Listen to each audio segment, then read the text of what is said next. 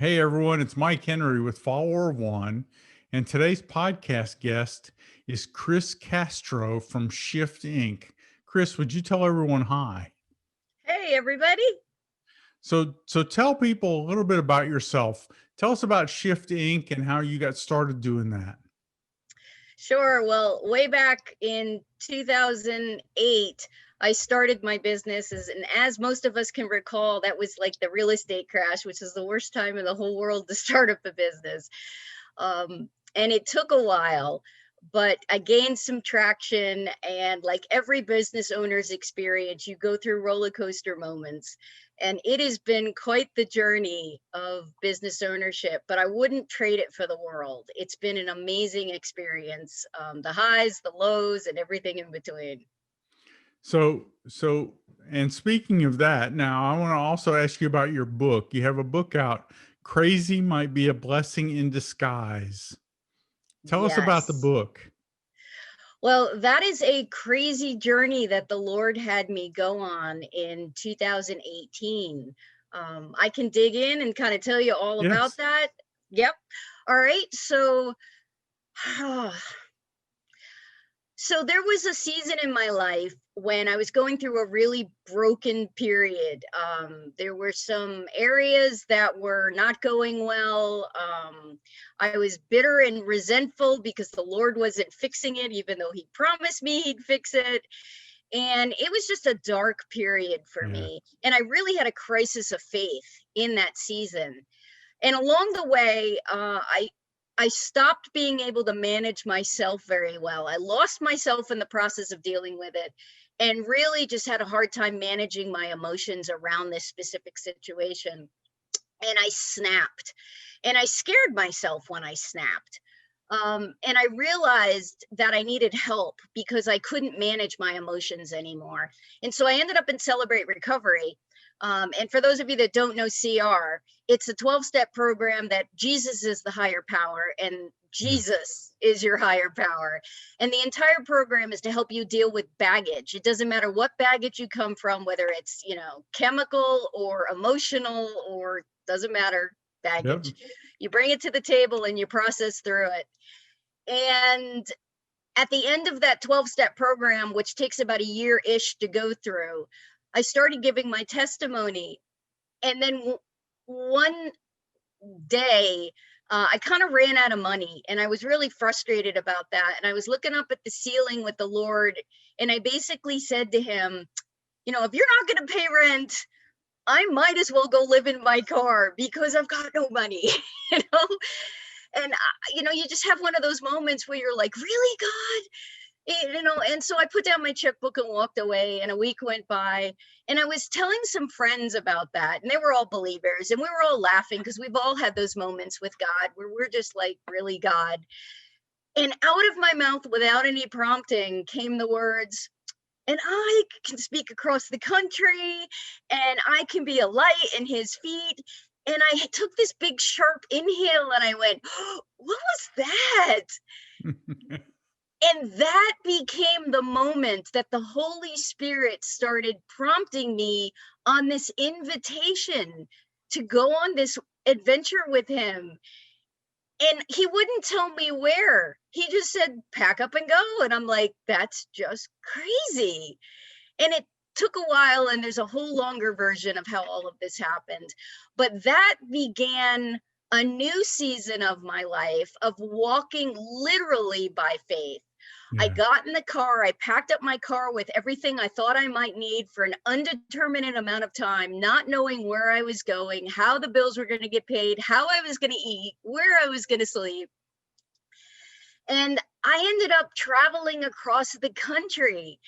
And it ended up being a 12,000 plus mile journey the first 3 months. And there were miraculous stories of provision. There were so many divine appointments. I spoke at Celebrate Recoveries across the country. Um, it was just amazing. And Ma- when I got back, I really understood who Jehovah Jireh was, because he came through in miraculous ways every step of that journey. And it's Yeah. just amazing. Yeah, and I read some about it on your website, and I've read a little bit of your book. So you use Celebrate Recovery speaking opportunities as kind of direction, correct? Is that kind of how you ended up choosing where to go next? Yeah, and what's really funny is I have a ton of friends across the East Coast and scattered across the United States. And so when I finally said yes to this adventure, which took a while, when I said yes, I I called up bet. everybody that I knew and I said, the Lord asked me to pack up and go, and I'm not sure where I'm going, but I might be in your area. And will you house me and feed me for a night or two if I end up there? And they were always like, um, that's just weird, but sure, you can come stay. And so I had some safe spots that I knew I could go to. But every day I would get up and I'd be like, all right, Lord, where do you want me to go? And if I didn't get any clarity, I'd pull up the Celebrate Recovery app on my phone and they'd give me a 500-mile radius where I could put Mhm. in a zip code from where I was. And I would go, okay, 500 miles, boom. I would look at the map and I would go, Lord, where do you want me to go? And he would like, in my spirit, he would like highlight a direction. And I'd be like, all right, because Celebrate Recovery only meets in a specific area. There might be like 10 or 12 Celebrate Recovery meetings, but they generally meet on different nights. Mhm. And with CR, there's either a testimony or a teaching, and you never know which is which. You just have to show up. Mhm. So I just looked at the direction. I picked the town I thought he wanted me to go to. And I started contacting Celebrate Recovery leaders and going, hey, do you need a testimony speaker? And if you do, will you feed me and house me for the night? And that became the routine. And there was a lot of silence where the Lord didn't actually open up Uh-huh. a door, but there were also times that people would go, oh my gosh, we just prayed for somebody to speak like yesterday. So it was this literally amazing experience of walking by faith and not knowing where I was going to go. And you know, in the recovery world, it's one day at a time, right? Yeah. There were times on this journey where it was 1 hour at a time.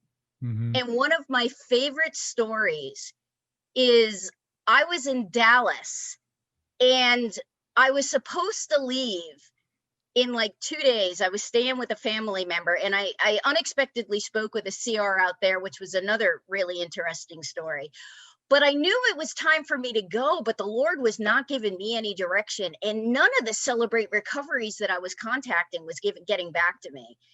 But I had this strong sense that I was supposed to go to Houston, but no one was returning my calls. And so after overstaying my welcome, because I knew I had overstayed it, I finally said to God, okay, I know I need to leave. I know they want me to leave. Like, it's time for me to go. I'm just going to get in my car and drive south from Dallas through Houston and head towards Florida because my mom lived in Florida and I knew at some point in the next like 20 days I would end up in Florida. Mhm. And I'm just going to drive through Houston. And if you want me to stop, you're going to have to make that happen. And so before I left, I emailed and called the one church that I knew that I felt like the Lord wanted me to speak at. And I had Mhm. already contacted them 2 or 3 times with no responses. Mhm. I one more time, one more voicemail. Hey, listen, I need a place to, I would love to speak. Can you host me for 2 days? I'm getting in my car now. If I hear from you in the next couple hours, I'll stop. 2 hours down the road, I hear my phone go off and I pull over at a rest stop to check. It's that CR leader calling me up saying, I never got your previous messages. And we just got out of a Celebrate Recovery leadership meeting and we were just asking for live speakers. We would love to have you. You can stay for 2 days. And so 2 hours later, I was in Houston and I had a place to stay for 2 days. Yeah. Very cool. Very interesting story. Yeah, part of my story involves CR as well. So CR's definitely an interesting program. If you have hurts, hangups, or habits, those they're the people to talk to. It's a great Absolutely. program. So yeah, as a matter of fact, we the fifth daily activity that we talk about in Follower of One, Speak for Yourself, comes from the rules in our step study discussions always use I and me statements because I'm not there Hmm. to fix anybody else. I'm only there to fix me. That's right. So, but that's where I kind of got the idea for that. It's so now in Shift Inc., tell us about the work that you do. Shift Inc. is technically it's a coaching and training company, but what I love to say is the Holy Spirit is my guide. All I am is a facilitator. In the past, I've done a lot of corporate coaching and leadership coaching. My beliefs have always been part of who I am, and depending on who I was working with, is Mhm, how intersected that was. mhm. You always have to honor the company and the people that you work Yes. with.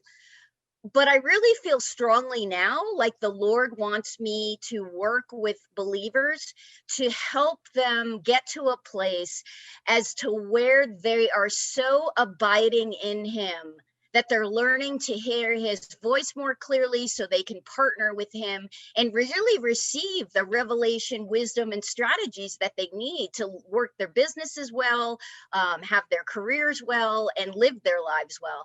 And the three words that you see on my virtual background, results, relief, Mhm. and restoration, that was something the Lord gave me a couple of weeks ago as a focus because so many business people, marketplace people, and I work a lot with women. They're married to their work, they're married to their family, they love both, and they're passionate about both, but they're seeking results, relief, and restoration, but they have to do it through Him in order to do it Yeah. well. And so my programs really get them to a place as to where they're doing it through Him rather than on their own and trying to make it all work. Very cool. So you do like one-on-one coaching. You also have training or things like that that you do? Absolutely. I love speaking. In fact, if anybody's got a group they want me to speak at, I would be happy to do that. I've got presentations around that. But I love the one on one coaching because that's where a lot of the what I call, kingdom magic happens. Um, Mhm. that one on one environment provides the place that you can really dig in and have those conversations to transform into what you want to become or move towards the goals you're trying to achieve. Very cool. Now, I wanted to ask you a little bit more too. Most of your clients, though, you aim for people who are more in entrepreneurial level, who have some control over how they spend their time. Is that correct, or does it matter? It doesn't matter. Most of my work is done during the day, but I'm open to like an early morning, like before work meeting. If you have a corporate job and you would like to have a coaching program, I'm Mhm. open to doing early morning before you go into work. Evening is iffy depending. But it doesn't really matter. And I'm a big believer that the Lord knows who I'm supposed to work with. And if I'm supposed to work with you, we'll find the time slot that Yeah. works. Yeah, I think that's, the one of the revelations for me lately is just trusting him. It's Hmm. learning how, like you said, to abide in him and to trust him, to listen to what he says and then do it. And sometimes what he tells you to do sounds a little crazy, doesn't it? Yes, it does. Yes, it does. So one of the other things I like to try and do on these podcasts is I'd love to get some advice from you for the people who are listening. Most of our listeners, I believe, are people who are Christians in the marketplace. They want their time at work to matter for eternity. And so, do you have any tips that you can give for how to integrate their faith, how we can integrate our faith into our daily life? Absolutely. I think the key for me has been really recognizing the Lord's voice. I came from a traditional church background where prayer was one way, and you might get some feedback from God, or you would look for feedback from God, or you would hope you would get some feedback from God. But I've really gotten this new revelation that God speaks all the time. I just have to be still enough to listen, and I have to take a faith risk to do what he says in that moment. Hmm. And part of going on that crazy journey was me practicing that. And so, whenever I was out and about, I'd be like, all right, Lord, I'm here. What do you want me to do? Who do you want me to impact? How would you like me to, make a difference? Mhm. And granted, I was out and about in the world, but I still do this in my work. I could be walking down the street and sense that the Lord wants me to say something to somebody. And I had to take a risk and walk up to that person and go, hi, you don't know me. And this might sound strange, but the Lord told me that I needed to pray for you. Do you need prayer for something? you know, and it's that practice. And the more you do it, the more comfortable you become, and the more it becomes an adventure, which is my big thing. Like, faith should be Yes. an adventure. It's not Yes. a drudgery. Um, and you get to have impact. Do I have time for one more story? Sure. So last night, this is great. Last night I was out to dinner with my dad, and we were just chit-chatting, and there was a table behind us, and there was this 19-year-old guy who suddenly was like, no, and he was being loud and shaking, and I looked over and I could tell automatically that he was autistic. Like, it was just that kind of reaction. Mhm. And so I looked over and I was like, all right, like, whatever, like, that to me does not bother me. And the woman he was with, was grabbing the phone and walking out the door. And as she was walking out the door, I heard her say into the phone, I'm really sorry he called 911. Like, you knew that there was a whole cop story going on. And, it took him a while to calm down. But she came back in, she sat down, and my dad and I were still talking. And I looked at my dad to say something, and out of the corner of my eye, I saw the lady.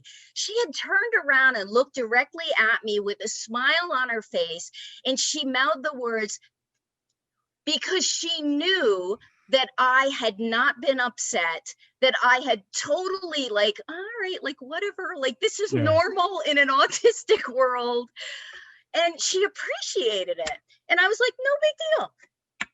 About 20 minutes later, she walked up to my table with my dad, and she once again apologized and thanked me. And I said, no problem. And we were Mhm. just chit-chatting and sharing. And she said she had a job interview, and we started talking about that. And I told her, sit down, I'm going to pray for you. And so I ended up praying for her. And by the time we got done, she looked over at me and she said, thank you. I so needed that. And I'm like, oh, no problem. Like, that was God. And off we went.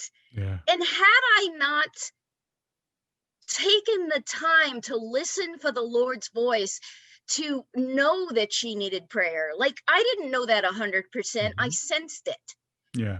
She would not have had that opportunity to be supported and That's encouraged and right. loved. And that kind of thing can happen every day at work, in your sphere of influence, if you just listen. Yeah. Great point. Great point. I know you're planning to go on the next marketplace mission trip, so I'm grateful for that. Yes. And hopefully you can give us some other tips and advice and help us to make it better as well. But yeah, I think that's great advice, is learning how to listen. I challenge people to do whatever idea pops into their head while they're praying, because if, as long as it's not illegal, it's probably God telling you to do something. And sometimes it seems pretty crazy, Yep. right? Just like what you're talking about. And if it's not God, as long as it's encouraging, edifying, That's you right. can't go wrong with that. Sometimes I've walked up to somebody and go, God told me he loves you. Like, he may not have actually said the words, but you Mhm. can't go wrong with that. Yeah. Yeah, no, I agree. I've enjoyed this. I Tell people how to connect with you, please. You can connect with me. If you look at my screen, my website is on the name of my screen, begintoshift.com. All over LinkedIn. On LinkedIn and Facebook, it's Kris Kavanaugh, because that was the name I branded under, early in Facebook and LinkedIn history. But yeah, I'd love to connect. Let me know you heard about me here, and if I can support you in any way, let me know. Kris Kavanaugh Castro, or Kris Castro and Shift Inc. And the website is begintoshift.com. Also, I would love to, follower one would love to give you a copy of the book, Crazy. Uh, Might be a blessing in disguise. That's Kim's, Kim, that's Chris's book. Um, I'd love to give you a copy. And so we have some copies of the book available. If you will reply to us on our website, you can leave a comment on the website. You can send me a note to mike@followerofone.org and I'll get you a copy of the book. So we have a few copies on hand. I'd love to see how many people are interested in a copy of the book. It's a good book. I've read the first chapter of it and I'm in the process of reading the rest of it. And I'm excited to hear how God does more things in the lives of all of us when we realize that listening to Him and then doing some crazy things might be a blessing in disguise. Yes. In So, fact, if you go to my website, there's you'll see the book on the front page. If you click on that, it'll go to the link and you can actually see a short video about how the whole adventure happened. very cool. Well, thank you very much, Kris. I appreciate it. I was glad to be here. Thank you. All right. And everyone from Follower One, remember when the mission trip's coming up, there's always another mission trip coming. So go over to Marketplace Mission Trip and sign up. And you can join us on the next one and see how crazy God gets with injecting himself into your life on a daily basis too. Mhm. Thanks very much.